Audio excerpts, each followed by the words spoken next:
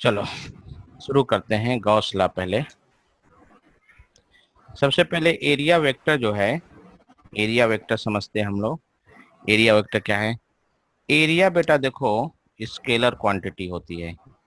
Area जो है scalar quantity, इसका सिर्फ मैग्नीट्यूड होता है कि कोई एरिया इतना बड़ा है, कोई ज़्यादा बड़ा है तो इसका एरिया ज़्यादा होगा। डायरेक्शन नहीं होता था, लेकिन हमें अब इसका ओरिएंटेशन, एरिया का ओरिएंटेशन कि मतलब वो सरफेस ऐसे है रखा कि ऐसे रखा है कि ऐसे रखा है, ये हमें दिखाना है। तो हम एरिया को बनाने जा रहे हैं वेक्टर। तो area vector is a vector magnitude is equal to area of surface and its direction is, इसका डायरेक्शन जो है is perpendicular to the surface, perpendicular to the surface. तो ये इसकी डिफिनीशन हो गई। यानी कोई अगर सरफेस ऐसे है, ये सरफेस है ऐसे, तो इसको हम एक वेक्टर से दिखाएंगे जिसका लंबाई इसके मैग्नीट्यूड और डायरेक्शन इसके परपेंडिकुलर होगा। तो ये एरिया वेक्टर हो गया। जैसे सपोज करो कि एक्स, वाई और ये जेड है। तो अगर कोई सरफेस, सपोज करो कोई सरफेस वाईजेड प्लेन में है, वाईजेड प्लेन में कोई सरफेस है, वाईजेड पे इसकी लंबाई मान लो एल है, चौड़ाई है बी।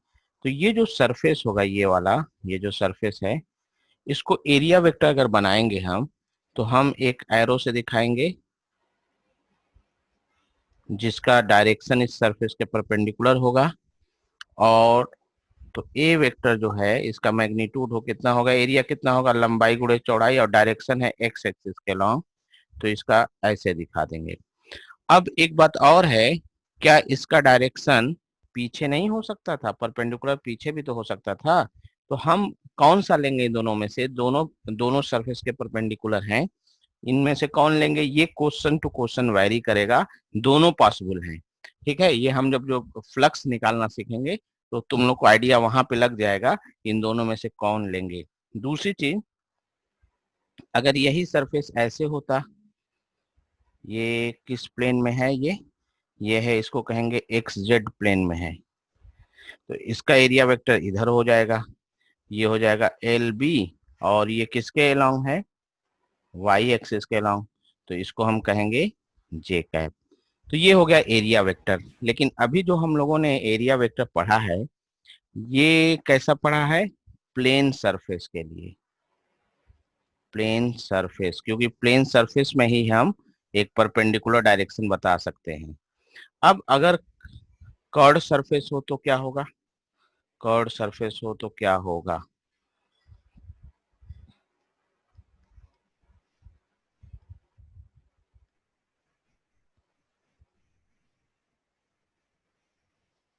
कर्ड सरफेस का एरिया वेक्टर कैसे निकालेंगे, ये हम लोग को देखना है। तो कर्ड सरफेस का अब लोग हम लोग को पढ़ना है। कर्ड सरफेस में, कर्ड सरफेस कैसा होगा? जैसे कुछ, जैसे फुटबॉल का,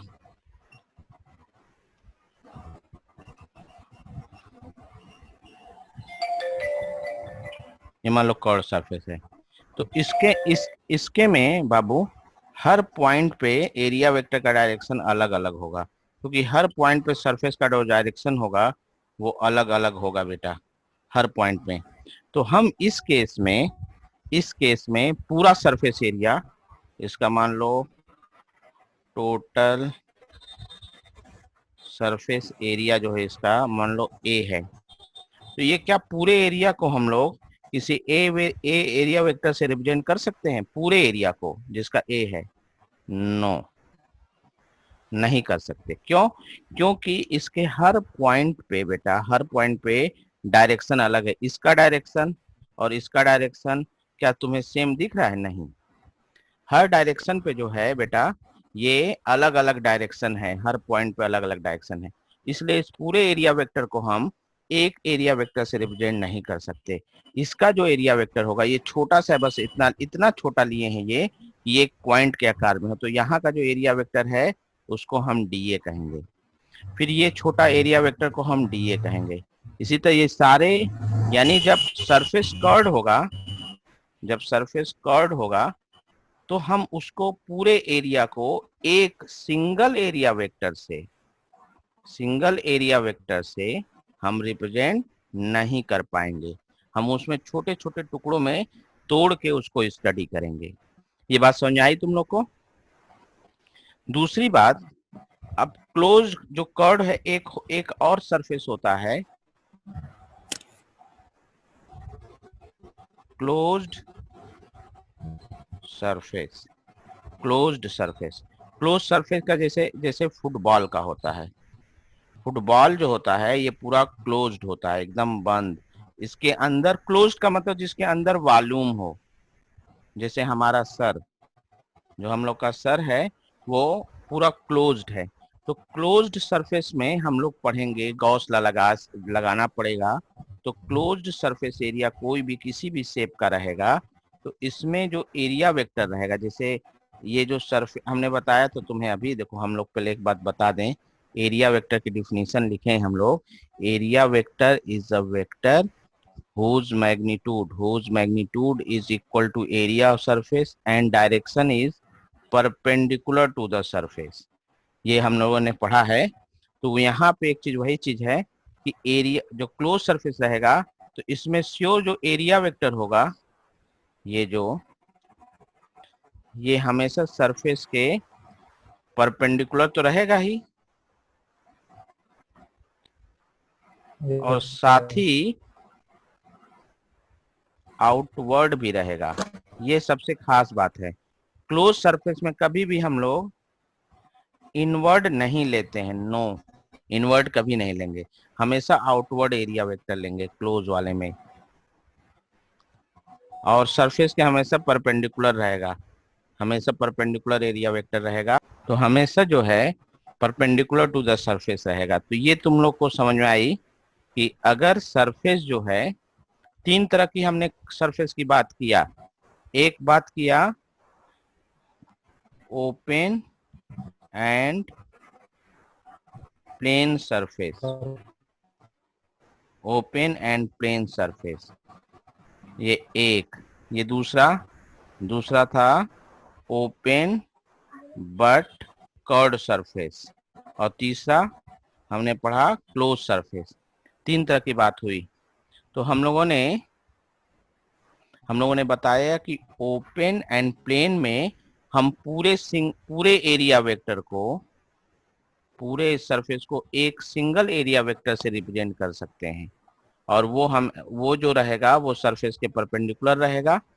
कर्ड में कहा कि हम सिंगल से नहीं कर पाएंगे, छोटे छोटे टुकड़ों में करेंगे। और इसमें भी एक चीज दिक्कत ये है ओपन वाले में, कि जो एरिया वेक्टर है वो अंदर हो सकता है ओपन वाले में, लेकिन क्लोज्ड में 100% श्योर है, ये याद रखना है आपको हमेशा, कि perpendicular to the surface and outward रहेगा। क्योंकि ओपन में इस साइड से भी कोई देख सकता है और इस साइड से भी कोई देख सकता है, तो दोनों ले सकते हैं। लेकिन आउटसाइड क्लोज जब रहेगा, सरफेस क्लोज रहेगा, तो हमेशा हम लोग को बाहर से ही देखना है, तो हमेशा एरिया वेक्टर आउटसाइड रहेगा। इतना याद रखना है। अब एक चीज ये समझ लेना है हम लोग को, गॉस लॉ में पहला जो टॉपिक था वो एरिया वेक्टर था।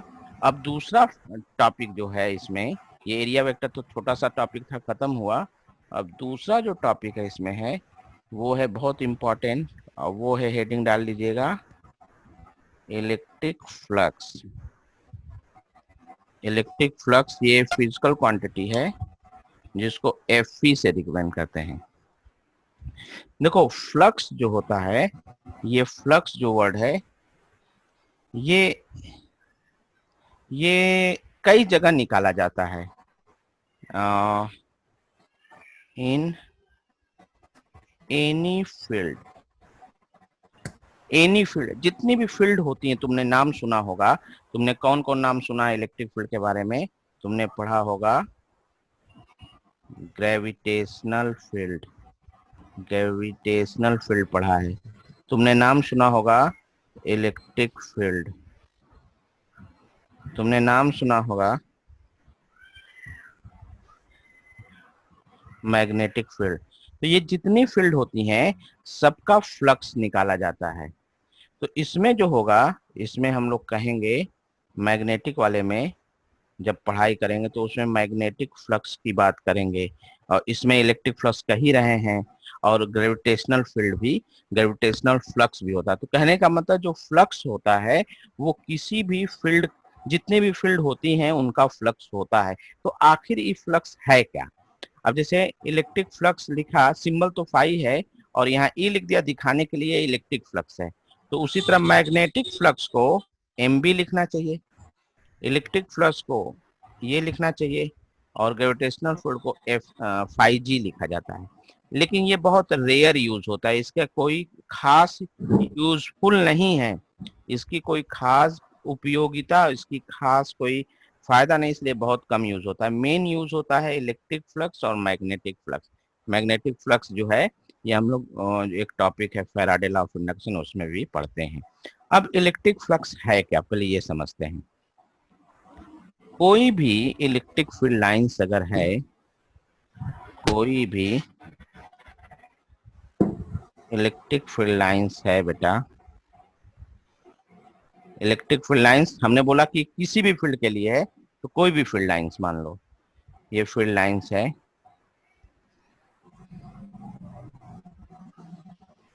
और एक हमारे पास कोई सरफेस है, मान लो ये सरफेस है इतना बड़ा, ये है, ये सरफेस यहाँ है और इससे कुछ लाइंस हमारी पेनिट्रेट कर रही हैं, और यही सरफेस जिसका एरिया ए है, अगर यहाँ होता, सेम एरिया है, तो तुम लोग देख के बताओ, हम लोग कहेंगे कि इस जगह यहाँ पे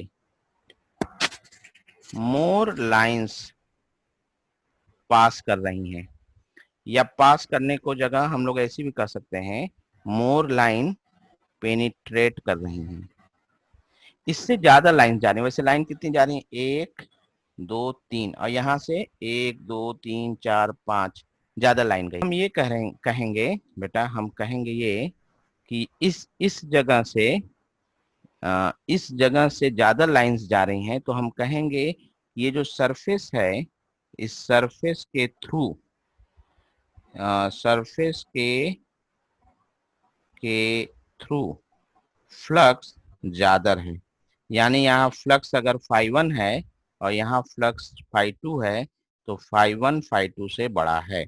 यानी कि हमने एक्चुअली अभी तक बताया नहीं कि फ्लक्स एग्जैक्टली क्या है, बस इतना बताया कि फ्लक्स जो होता है is related with how many field lines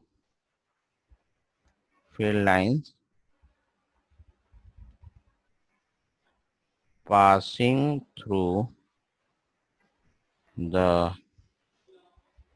given surface। जितनी ज्यादा अगर लाइंस जाएंगी, फ्लक्स उतनी ही ज्यादा होगा। अब जैसे मान लो, अच्छा ये सिर्फ इलेक्ट्रिक फ्लक्स की बात नहीं है, मैग्नेटिक फ्लक्स सबके लिए है। अब एक चीज बताओ जरा सा, अगर एक पॉजिटिव चार्ज लें और एक निगेटिव चार्ज लें, और अगर इसकी फील्ड लाइंस हम बनाएं,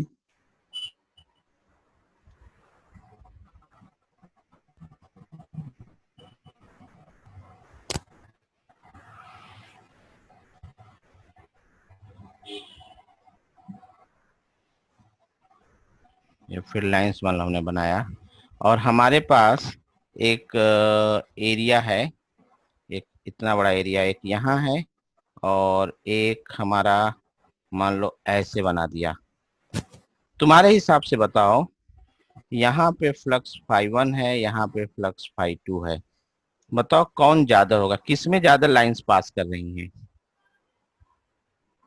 फाइव वन, फाइव वन, हाँ वेरी गुड, क्योंकि इसमें ज्यादा लाइन जा रही है।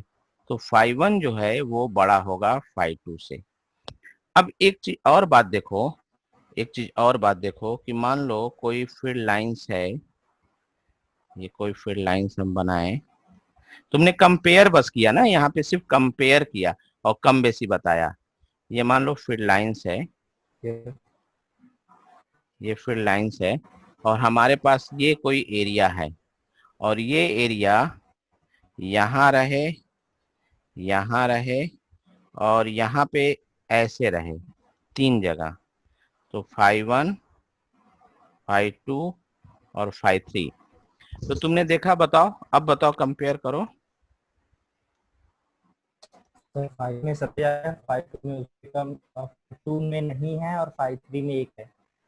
अच्छा, तो तुम लोगों ने देखा कि फाइव वन, फिर उसके बाद फाइव थ्री और सबसे छोटा है फाइव टू। तो जो फ्लक्स जो होता है, फ्लक्स तुमने देखा ये डिपेंड कर रहा है एरिया, एरिया पे, कि वो छोटा एरिया है कि बड़ा एरिया। जितना बड़ा एरिया रहेगा, जैसे यही एरिया अगर हम बड़ा ले लेते तो ज्यादा फ्लक्स जाता। तो एरिया बड़ा होने से भी फ्लक्स ज्यादा रहेगा। फ्लक्स ज्यादा किससे होगा? जब एरिया बड़ा रहेगा, कम नहीं। दूसरा एरिया पे, तीसरा पोजीशन पे कि कहाँ पे है, और लास्ट सबसे ओरिएंटेशन पे, ओरिएंटेशन पे। इन सब बातों को ख्याल रखते हुए, इन बातों का सब। अच्छा एक बताओ, अगर इलेक्ट्रिक फील्ड की वैल्यू बढ़ जाए तब भी तो फ्लक्स बढ़ेगा, क्यों? क्योंकि जब इलेक्ट्रिक फील्ड बढ़ेगी, तो इलेक्ट्रिक फील्ड जब बढ़ती है, इलेक्ट्रिक फील्ड का मैग्नीट्यूड बढ़ता है, तो फील्ड लाइंस की घनी हो जाती हैं। जब इलेक्ट्रिक फील्ड बढ़ता है तो फील्ड लाइंस घनी हो जाती हैं। तो जब घनी होगी इलेक्ट्रिक, तब भी तो फ्लक्स बढ़ेगा। इसलिए एक इसकी डिफिनीशन अब बनाना जरूरी है, फ्लक्स का। फ्लक्स की डिफिनीशन बनाना अब जरूरी है। मान लो ये कोई एक एरिया है, सरफेस है, जिसका एरिया वेक्टर, ये सर्कुलर है मान लो, बनाया हमने, और ये इसका मान लो एरिया वेक्टर है ये। और मान लो इलेक्ट्रिक फील्ड जो है बेटा, इलेक्ट्रिक फील्ड यहाँ पे इस सरफेस पे इस डायरेक्शन में है, यूनिफॉर्म इलेक्ट्रिक फील्ड है मान लो, यानी इलेक्ट्रिक फील्ड लाइन ऐसे ऐसे है, इस डायरेक्शन में ऐसे है। तो एरिया वेक्टर थीटा हम ले लें, एरिया वेक्टर और ई के बीच का एंगल थीटा है। सपोज ये वाला कौन सा एंगल होगा यहाँ पे, ये वाला, ये होगा थीटा। तो हम लोग लिखेंगे, लिखिएगा इलेक्ट्रिक फ्लक्स, यहाँ छूट गया, electric flux is defined as E dot A, दोनों का डॉट प्रोडक्ट लेंगे, यानी कि ई A cos theta, E A cos theta. ये फ्लक्स की डिफिनीशन होगी बेटा, नोट कर लो इसको।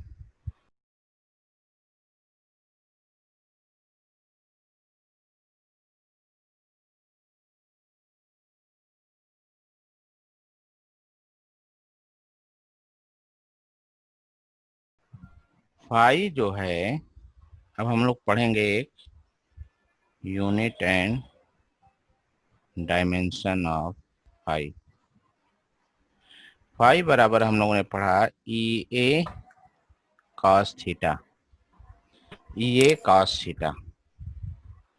तो ये बताओ, इसकी यूनिट होती है वोल्ट पर मीटर, इसकी मीटर स्क्वायर है, कॉस को यूनिट पे, ये वोल्ट मीटर हो गई। तो याद रखिएगा, फाई की यूनिट अक्सर हम लोग लिखेंगे वोल्ट मीटर में यूनिट। अब डायमेंशन निकालना है तो ये कर लेना, ये तुमसे थोड़े पूछेगा, लेकिन तुम लोग कर लेना जरूर से। डायमेंशन तुम लोग को हिंट दे देते हैं अगर नहीं याद हो तो, कि वोल्ट का होता है W/Q, चार्ज, और मीटर का लेंथ लेगा तो इसका क्या होता है डायमेंशन, M1L2। और चार्ज का पता है किसी को, चार्ज का? सर ए रखेंगे हाँ, ना। A1T करके इसको निकाल दीजिएगा। ये तो ही रहा। अब सवाल आता है हम लोग कि इसकी ये कब मैक्सिमम होगा कब मिनिमम होगा, यूनिट तो बता दिए। फाई जो है ये कब मैक्सिमम होगा, इसमें ये मैग्नीट्यूड है, ये मैग्नीट्यूड है, ये जो है ये हमारा मैक्सिमम कब होगा, जब कॉस फाई मैक्सिमम हो यानी 1 हो, तो उसके लिए फाई की वैल्यू 0, सॉरी फाई नहीं, ये फाई नहीं है, थीटा है, थीटा, थीटा की वैल्यू 0 डिग्री होना चाहिए। मतलब कि अगर ये सरफेस है तो इसका एरिया वेक्टर इधर होगा, और फील्ड लाइंस जो हैं, फील्ड लाइंस उसी के परपेंडिकुलर होगा। जब ये परपेंडिकुलर होगा तो थीटा 0 डिग्री होगा। तो यहाँ पे इस केस में फाई मैक्सिमम होगा, इक्वल टू किसके होगा, ई इंटू ए। अच्छा दूसरी बात, अगर सरफेस ऐसा होता, अगर सरफेस ऐसे हो, फील्ड लाइंस ऐसे होती अगर, तो इलेक्ट्रिक फील्ड ऐसे होती, तो यहाँ पे एरिया जो वेक्टर होगा ना बेटा, हम लोग ऊपर ना लेके नीचे ले लेंगे एरिया वेक्टर, ताकि हमने फ्लक्स कभी निगेटिव ना है। ओपन से हमें तो सिर्फ फ्लक्स निकालना है, इन पॉजिटिव निगेटिव का मतलब नहीं है, तो इसलिए एरिया वेक्टर यहाँ ले लेंगे, तो थीटा फिर से 0 डिग्री हो गया। तुमको हमने जब पढ़ाया था तो बताया था कि किसी क्लोज सरफेस के परपेंडिकुलर एरिया वेक्टर इधर भी हो सकता है, और हमने बताया था एरिया वेक्टर इधर होगा। अब यहाँ पे डिसाइड करना है कि अगर फील्ड नीचे रहेगी तो हम एरिया वेक्टर अगर नीचे लेंगे इंस्टीड ऑफ ऊपर, ऊपर नहीं लेंगे, ताकि अगर ऊपर लेंगे तो cos 180 लेना पड़ेगा जिसकी वैल्यू माइनस में होगी, तो फ्लक्स यहाँ पे निगेटिव हो जाएगा। और निगेटिव फ्लक्स का यहाँ पे अभी तो कॉन्सेप्ट है नहीं, ओपन ओपन में सिर्फ फ्लक्स होता है, ओपन सरफेस में सिर्फ फ्लक्स होता है, निगेटिव पॉजिटिव का मतलब नहीं होता यहाँ पे। समझ आया तुम लोग को, एरिया वेक्टर यहाँ पे हम नीचे क्यों लिए हैं ऊपर वाला ने, ताकि एंगल जो रहे 90 डिग्री से कम रहे। जैसे अगर ये सरफेस है, ये सरफेस है और इलेक्ट्रिक फील्ड लाइंस ऐसे जा रही हैं, इलेक्ट्रिक फील्ड लाइंस इसमें ऐसे जा रही हैं, यानी कि फील्ड लाइंस जो हैं वो इलेक्ट्रिक फील्ड इधर है, तो हम एरिया वेक्टर अगर ये लें कि नीचे वाला लें, अब बताओ हमको तुम लोग कौन सा एरिया वेक्टर लें, किसी को ऊपर वाला। ऊपर नहीं वाला। नहीं सर, एक से नहीं, नीचे दोनों ले सकते हैं हम। हाँ देखो, देखो बेटा अगर तुम ऊपर वाला लोगे तो ये ऑब्ट्यूज हो जाएगा एंगल, तो कॉस ऑब्ट्यूज एंगल जो रहेगा यानी 90 से बड़ा, तो ये कॉस थीटा जो होगा वो निगेटिव हो जाएगी यहाँ पे। सर फ्लक्स नेगेटिव नहीं हो सकता? फ्लक्स क्लोज सरफेस में निगेटिव होता है सिर्फ, ओपन सरफेस में ओ, निगेटिव नहीं हो सकता है, तो इसलिए बेटर है कि हम लोग ये वाला लें एरिया वेक्टर। नहीं समझे? समझ गया सर। हाँ, मतलब 90 से छोटा लेंगे जब 90 भी से लेंगे, हाँ पॉजिटिव जब भी, हाँ बिल्कुल 90 से छोटा लेंगे पॉजिटिव लाने के लिए। पॉजिटिव लाने, एग्जैक्टली exactly। किसी को और कुछ पूछना है, शक है तो पूछे, नहीं शक है, वेरी गुड, बच्चे इंटेलिजेंट हैं। देखिए दूसरी चीज, अगर कोई सरफेस ये है और फील्ड लाइंस जो हैं, ये फील्ड लाइन है इलेक्ट्रिक फील्ड, एक बात और देखो,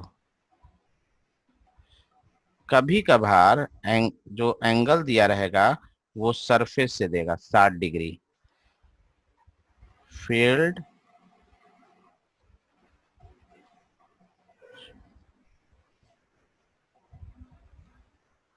विद सरफेस दे दे, ऐसे सवाल, एरिया दे दे मान लो 5 मीटर, इलेक्ट्रिक फील्ड दे दे 20 वोल्ट पर मीटर, फ्लक्स बताओ, तो बहुत सारे बच्चे जो हैं इसको ऐसे लगाएंगे, फाई बराबर ये कॉस थीटा, लिखेंगे क्या लिखेंगे, ई की वैल्यू हो गया 20, एरिया वेक्टर 5, फिर लिखेंगे कॉस 60 डिग्री, और ये आंसर गलत आता है, क्योंकि जो एरिया वेक्टर है बेटा सरफेस के परपेंडिकुलर होगा, और जो यहाँ फार्मूला होता है, फार्मूले में जो ये थीटा होता है वो एरिया वेक्टर और इलेक्ट्रिक फील्ड के बीच का एंगल है। तो ये दे के हमें बेवकूफ बना दिया।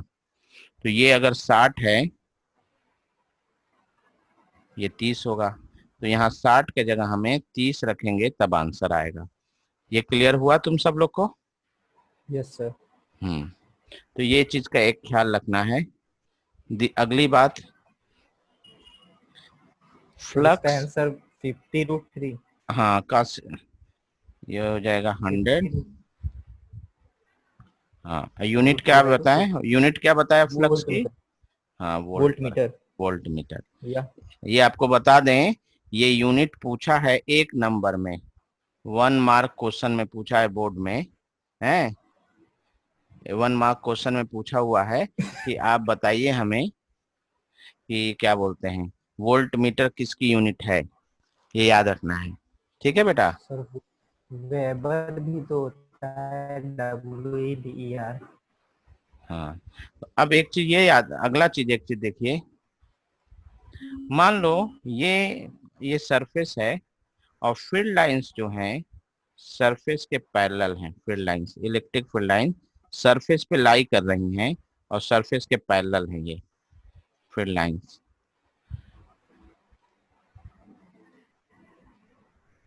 Parallel to surface. ये बताओ, हम फाई 0 कर देंगे फौरन।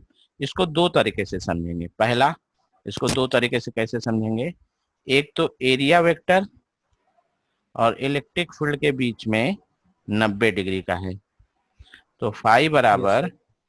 ई ए कॉस 90, ऐसे कॉस 90 जीरो होता है, हाँ जीरो। जी। दूसरा एक तरीके से ऐसे करेंगे कि जब पैरेलल रहेगा फील्ड, तो फील्ड कोई पेनिट्रेट करेगा, पेनिट्रेट करेगा। जैसे कोई सरफेस है और फील्ड लाइंस ऐसे है मान लो, तो चलो हम कह रहे हैं कि इस सरफेस से ये पास कर रही है, उसके थ्रू है, ये देखो पेनिट्रेट कर रही है ये। नहीं समझे? मतलब सर किसी उसको किसी छेदना भी चाहिए, एरिया के थ्रू छेदना चाहिए ठीक उसको, है छेदना सर। चाहिए। तो जब जब किसी सरफेस के पैरेलल रहेगी लाइन, तो उसको सरफेस पे एकदम समझो कि उसके ऊपर लहरते हुए, उसके ऊपर उसके ऊपर चल रहा है। जैसे हम अर्थ के सरफेस पे चलते हैं तो पैरेलल टू द सरफेस आते हैं, अर्थ के अंदर घुस नहीं जाते हैं। तो ये यस चीज, सर। हाँ, तो इसलिए जब भी कोई सरफेस के पैरेलल होता है तो पेनिट्रेट नहीं किया, पेनिट्रेट करता तभी होगा बेटा। बात समझ आई? तो यस सर। फ्लक्स 0 होगा। अब फाइनली जब हम लोग फ्लक्स निकाल लिए हैं तो एक एससीवी का बहुत फेमस क्वेश्चन है, वो भी लगा लेते हैं। एससीवी में कहा गया है क्वेश्चन, एग्जैक्ट थोड़ा सा वैल्यू हम बदल देंगे कि एक फील्ड है जिसकी वैल्यू है 10I20J-6 वोल्ट पर मीटर। इलेक्ट्रिक फील्ड दिया है, ऐसे इलेक्ट्रिक फील्ड दिया है और कहा है find flux of field through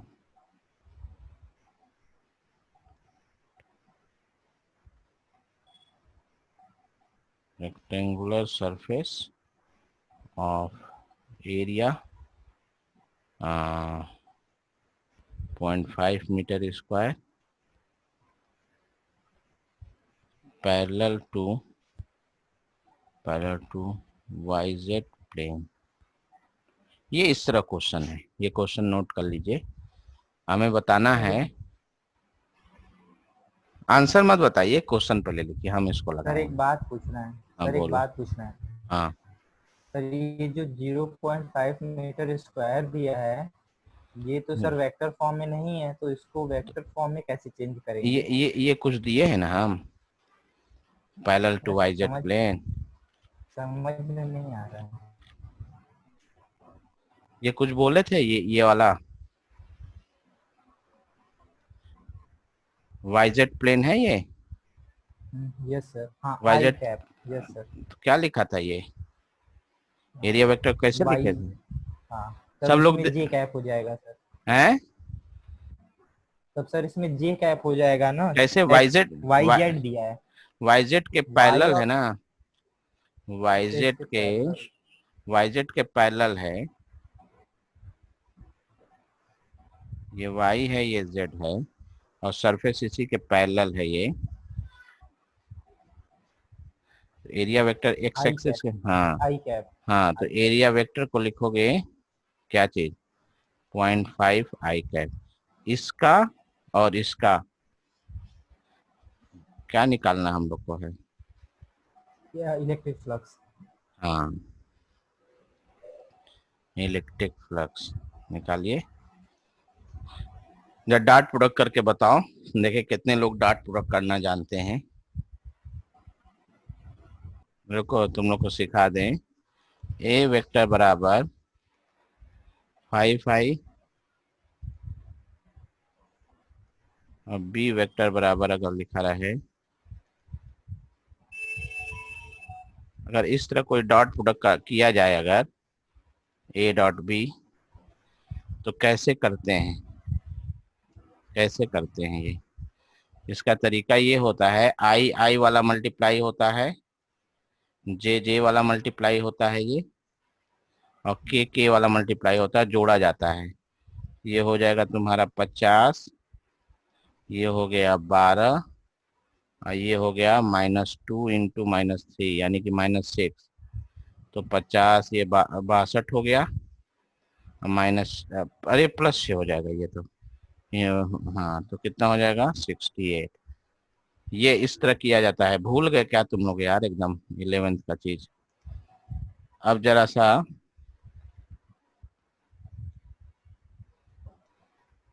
अब बताइए इसको,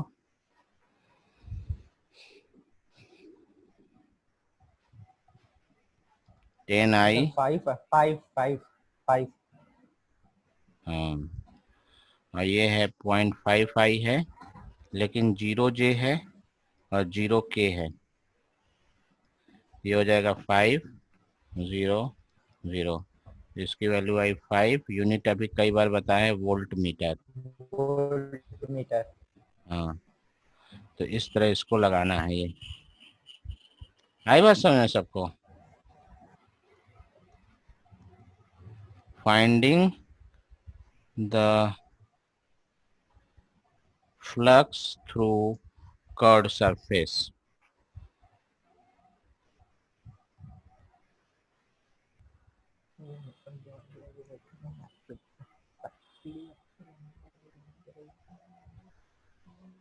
ये चीज पढ़ना है। तो एक चीज देखो, कोई कर्ड सरफेस है मान लो, ये कोई कर्ड सरफेस है मान लो ये, और इसका एरिया वेक्टर तो हर पॉइंट पे अलग अलग होगा, हमने जैसे बताया यस था। सर। तो जैसे मान लो ये एक सरफेस है और इसका एरिया वेक्टर इधर है। एरिया वेक्टर क्या है, सरफेस के परपेंडिकुलर, ये हो गया DA, ये एरिया वेक्टर। और यहाँ पे जो ये जो है, इसके थ्रू जो इलेक्ट्रिक फील्ड है यहाँ पे, सिर्फ इस पॉइंट पे जो छोटा सा एरिया वेक्टर है वहां पे इलेक्ट्रिक फील्ड ये है। तो हम लोग ये निकालने जा रहे हैं कि flux through DA। Sir sir इसमें सारे जो इलेक्ट्रिक फील्ड है उनका डायरेक्शन सेम है अलग ना? अलग हो सकता है, अलग अलग हो सकता है, कहीं कुछ हो जाए इलेक्ट्रिक फील्ड, इसलिए हर जगह अलग अलग हो सकता है कहीं पैरेलल ही रहे सरफेस पे। ये कुछ भी हो सकता है, इसके बारे में थोड़ी हम अभी मेंशन कर रहे हैं कि फील्ड जो है बेटा वो यूनिफॉर्म फील्ड है, हर पॉइंट पे अलग ठीक अलग है। तो ठीक है फ्लक्स सर। थ्रू, सिर्फ इसके थ्रू जो फ्लक्स होगा यहाँ पे जो होगा, ये फ्लक्स जो होगा सिर्फ इसके थ्रू, तो ये d5 हमने कहा। तो फ्लक्स थ्रू d5 कितना हो जाएगा, D, E into D A, E into D A cos theta. E/DA, ये कर सकते इंटू हो। नहीं सर, डॉट ये डॉट डॉट रहेगा प्रोडक्ट इससे। है, E.A, हाँ E.DA। अब ये तो हाँ, तुम इसको ऐसे लिख ही सकते हो, E.DA cos E D A theta, cos अगर थीटा। अगर थीटा यहाँ दिया रहेगा तो, लेकिन अदरवाइज हम यही लिखेंगे। और क्योंकि हमें अभी ना ई के बारे में पता है कि कितना है, ये तो हम फार्मूला बनाने जा रहे हैं अभी, हमें ठीक है एंगल सर। एंगल कुछ नहीं पता है। अच्छा, ये दूसरी चीज जो ये d5 है, फ्लक्स है, ये जो फ्लक्स होता है ये स्केलर होता है। तो इनका अगर जोड़ना है, हर सरफेस के थ्रू फ्लक्स जोड़ना है, पूरे सरफेस के थ्रू जितने भी हैं सरफेस, हर पॉइंट के थ्रू फ्लक्स होगा, जितना है, और सबको क्या करना पड़ेगा, सम करेंगे हम टोटल, तब ना इस सरफेस के थ्रू टोटल आएगा। बोलो। Yes sir. तो फाई जो है, जो फाई टोटल होगा, जो टोटल फ्लक्स होगा वो सम होगा डी फाई का। लेकिन यहाँ पे चूंकि इंटीग्रेशन है, तो हम ये ना लिख के हम यहाँ इंटीग्रेशन लगाएंगे, तो ये हो जाएगा डी फाई, और इसको हम लिखेंगे ई डॉट डी ए, इसके ऐसे लिखेंगे। तो एक फार्मूला हो गया जो याद रखना है कि किसी भी कर्व्ड सरफेस के थ्रू जो फ्लक्स होता है, कर्व्ड सरफेस के थ्रू जो फ्लक्स होता है उसका फार्मूला क्या होगा, इंटीग्रेशन से निकलेगा ई डॉट डी ए। ये एक जनरल फार्मूला हो गया बेटा, ये फ्लक्स का ये फार्मूला होगा। इंटीग्रेशन क्या किया मालूम है, सम किया है बस, इंटीग्रेशन सम किया। और ये एक कॉन्सेप्ट है, अभी सिर्फ ये फार्मूला है बेटा, हमने कोई अभी डेरिवेशन नहीं किया है ये। सर हम्म। सर जो ये इंटीग्रेशन होता है और जो से क्या नाम सिग्मा से सम होता है, ऊपर जो किया है जो कट कर दिया है, क्या तो चाहिए, इसमें और इसमें डिफरेंस क्या होता है ये सर? ये जो ये सिग्मा ये नहीं, में हम समझ गए। ये फाइनाइट नंबर का सम होता है, जैसे गिनती उनती ये का सम फाइन। करें, जैसे 1 2 3 जब ऐसा जोड़ते हैं रियल नंबर, अरे इंटीजर, तो ऐसे लिखते हैं। हाँ फाइनाइट नंबर का सम के लिए सिग्मा लगाते हैं, और ये बहुत छोटे छोटे छोटे छोटे छोटे छोटे जोड़ना होगा तो इंटीग्रेशन लगाते हैं हम लोग। मतलब सर डिफिनिट चीजों को जोड़ना रहेगा तो तो हाँ हाँ इंटीग्रेशन हाँ करेंगे, हाँ, बिल्कुल बिल्कुल। और इनफाइनाइटेसिमल, इनडिफिनिट को। हाँ, बहुत छोटे रहेंगे तो ये रखेंगे हम लोग। Okay sir. हम्म, आई बात समझ में? ये यस फार्मूला सर। नोट कर लीजिएगा। अब एक चीज और देखो, हमने पढ़ा, हेडिंग डाली थी, finding the flux through curved surface, through the curved surface, ये ना पढ़ा था। यस अब सर। अगर सरफेस क्लोज्ड हो, इफ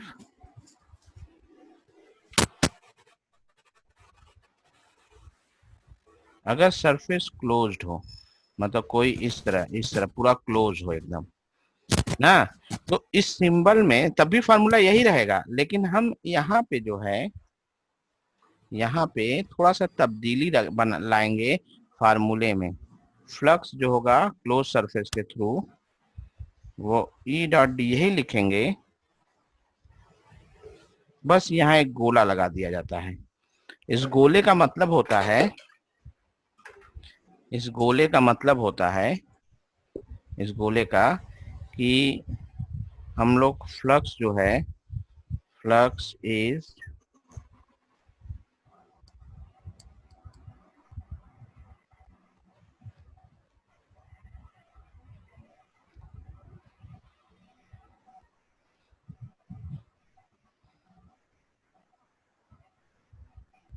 क्लोज सरफेस।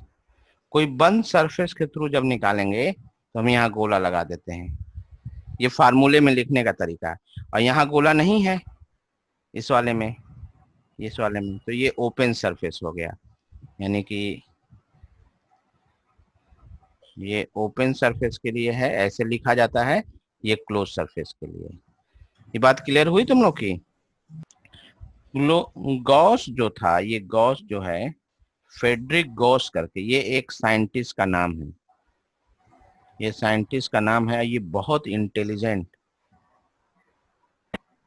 ये बहुत इंटेलिजेंट साइंटिस्ट हैं, गॉस नाम के। उन्होंने ये कहा था कि कोई भी क्लोज सरफेस है, कोई भी क्लोज सरफेस है, किसी भी शेप का, किसी भी शेप का कोई भी क्लोज सरफेस है बेटा, तो इसके थ्रू जो फ्लक्स निकालना है, किसी इलेक्ट्रिक फील्ड में ही है, तो इसके थ्रू जो फ्लक्स निकालना है, फाई जो निकालना है, वो डिपेंड करता है कि इसके अंदर कितने चार्जेस हैं, कुल कितने चार्जेस हैं। मान लो ये Q1 चार्ज है, ये Q2 चार्ज है, ये Q3 चार्ज है, कोई निगेटिव भी हो जाएगा इसमें चार्ज, और कुछ बाहर भी चार्ज होगा, Q4 और भी चार्ज होगा। तो उन्होंने कहा था, उन्होंने स्टेटमेंट दिया कि आप इस क्लोज सरफेस के थ्रू इस क्लोज सरफेस के थ्रू, जिसका उन्होंने नाम दिया, इस क्लोज सरफेस के थ्रू इनका उन्होंने नाम दिया था गॉसियन सरफेस। उन्होंने कहा इस गॉसियन सरफेस के थ्रू, आज देखो ये चार्ज है तो ये फील्ड भी होगा, ये फील्ड भी होगा, हर पॉइंट पे फील्ड होगा। तो उन्होंने कहा जो टोटल फ्लक्स होगा फाई, ये डिपेंड करता है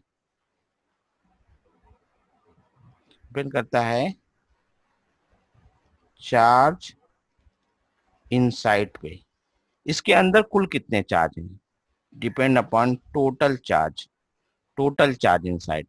तो उन्होंने कहा कि जो इसके अंदर टोटल, जो इस गॉसियन सरफेस के थ्रू जो टोटल फ्लक्स होगा वो होता है Q in by epsilon not.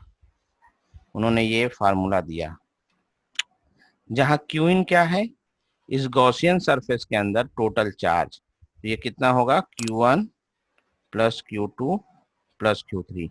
बाहरी चार्ज जो है बेटा, बाहरी चार्ज का कंट्रीब्यूशन नहीं होता है टोटल फ्लक्स में, इनका कोई भी जितने भी चार्ज है नहीं लिया जाएगा, सिर्फ सिर्फ अंदर वाले चार्ज की वजह से फ्लक्स निकालेंगे। तो इसका पहले स्टेटमेंट देते हैं, एक एक करके समझते हैं। Total flux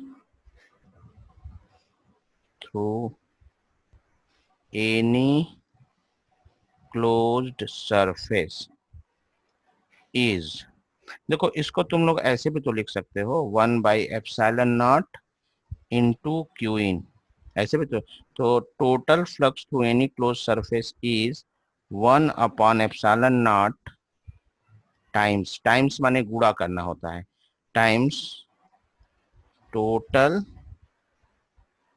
charge inside the closed surface. ये बेटा इसका स्टेटमेंट हो गया, ये जो हमने लिखा अभी, ये गॉसियन सरफेस का स्टेटमेंट होगा जो इस फार्मूले पे बेस्ड है। दूसरी बात, अभी हम लोग ने थोड़ा देर पहले पढ़ा कि क्लोज सरफेस के थ्रू फ्लक्स कैसे निकालते हैं। हमने कहा है कि क्लोज सरफेस के थ्रू जो फ्लक्स होता है उसका फार्मूला ये होता है, लिखा ऐसे जाता है, अभी जस्ट पढ़ा हम लोगों ने।